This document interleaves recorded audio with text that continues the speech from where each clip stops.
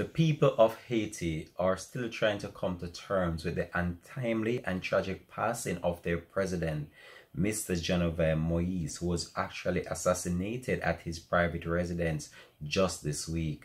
His wife as well was actually seriously hurt in the incident and had to be airlifted to a medical facility in the United States for security reasons.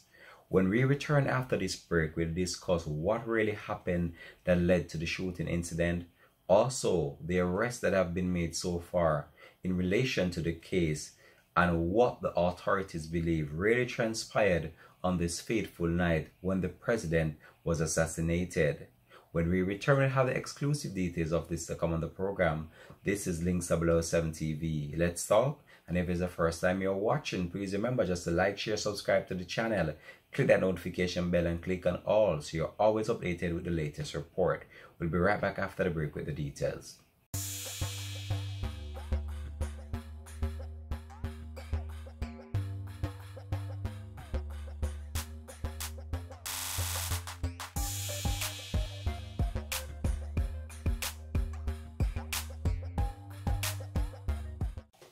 Welcome back and thanks for joining us for the program. This is Links 007 TV. Let's talk.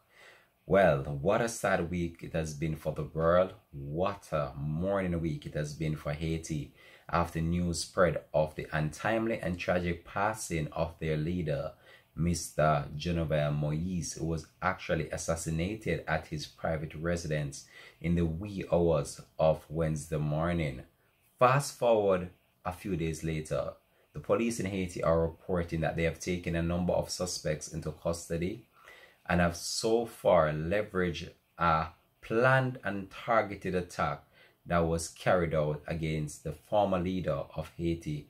So the police believe that this was a well-orchestrated attack, and this might have been in the making for some time based on the high level of artillery that these individuals were found with and the state of how the operation was actually carried out. The wife of the president as well, or the former president I should say, was actually seriously hurt in the attack and had to be airlifted to the United States in order to seek medical treatment and also for her own personal safety. There have also been reports that a key figure of the group that carried out the attack was said to be a high-level security figure, or should I say a former high-level security figure at the Canadian embassy in that country. The police believe that they have the right suspect in custody and they will be carrying out a massive investigation in order to ascertain what was the real motive behind the assassination of the former leader. But guess what? It is not the first time that this attempt was actually made on the life of the president, as a few years ago a number of armed individuals fired directly at him. However, his security operative put up a fight and he was actually saved in that incident. So we have now the latest to bring to you in relation to what the authorities in Haiti is actually reporting, and we also have a clip of what really transpired on this fateful night, in which you could hear a barrage of gunfire being echoed throughout the air, and you could hear a number of individuals shouting DEA agent as they carried out the attack on the president's residence. A number of people have commented on social media as to what happened to the security operative of the former president. That as well is under investigation, as we did not heard anyone put out any report as it's the security team of the president put up a fight against this individual. That as well is also being checked out to see whether or not this was an inside job. But whichever way it goes, it is very clear that this was a high level and a well-planned and orchestrated attack on the country's former leader. And we're about now to provide you with the latest in relation to this story. However, before we go over to that, let me just share this short clip with you about the actual moment in which the president was actually taken out. So let's go over to that clip right now. So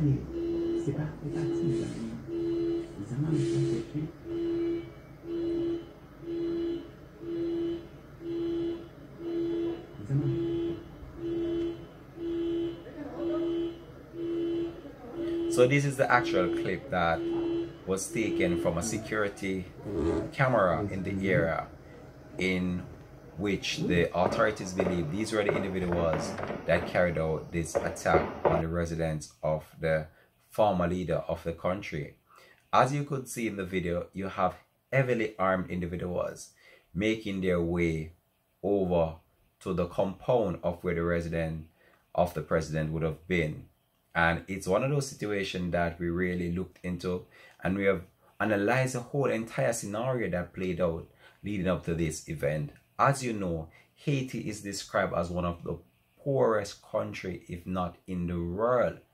And Haiti have had its fine share of natural disasters, and it has had its fine share of crime and violence, with a number of gang warfare which is wreaking havoc on the country. Haiti is a struggling country, and it has had the effects of many natural disasters, including storms, earthquake, and land slippages, which have claimed many lives as well. But let me just provide you with the latest we have in relation to the current investigation that is going on into the death of the former leader of that country, Mr. Jovenel Moise, as well. And we're just hoping that his wife, Miss Martine Moise, actually pulled through this, as this is a difficult time for the country, and it's one of those moments that the country is actually in a state of serious disrepair, as right now they don't have an actual leader running the country, and it's one that really needs to be addressed very quickly. So key members of the hit squad allegedly behind the assassination of Haiti's president, Jovenel Moise, had been in the country for about 3 months, apparently preparing their attack. So this is the report that we are getting, with others joining from Dominican Republic last month, according to the Haitian judicial authorities. So this attack that was carried out on the president, it was a planned attack. It was not an overnight event that occurred. They had this in their sleeves, and they would have known the compound of the president's home, and they would have planned this attack in such a way that it would have seemed as if they had some inside link to the thing. The Caribbean country was plunged into turmoil in early hours of Wednesday morning, when Mr. Moise was actually taken out at his private residence in the capital, Port-au-Prince. It has emerged just this week that the alleged assassins include 2 joint U.S.-Haitian national residents in Florida and about 24 Colombians. And this is what they're actually reporting. So this attack was not actually carried out by just a few individuals.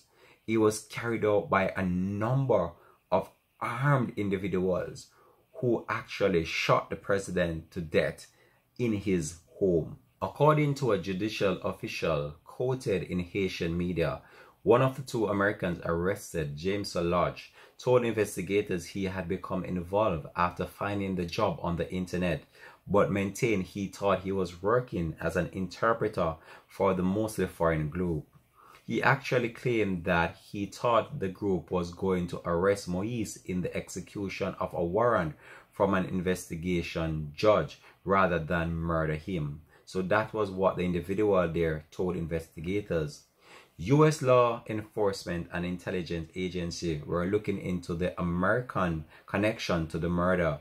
Sources told reporters that the White House said that the U.S. had sent federal official or law enforcement officers to Haiti as soon as possible and will try their very best to strengthen the Haitian capacity for law enforcement remains a key priority for that country.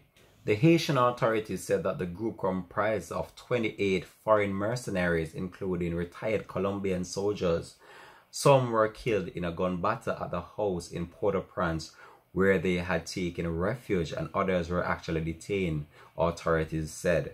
Colombia's defense minister Diego Melando said that at least 6 members of the hit squad appeared to be Colombian ex-soldiers, and that he had ordered the army and the police to help with the investigation in relation to this matter.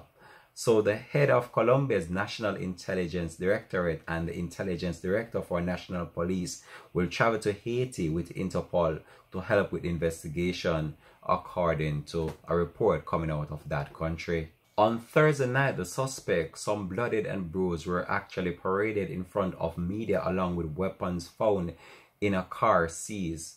Taiwan also confirmed that 11 other suspects were actually arrested at its embassy, where they had taken refuge into a courtyard. 2 others were actually found by local residents hiding among bushes in Port-au-Prince.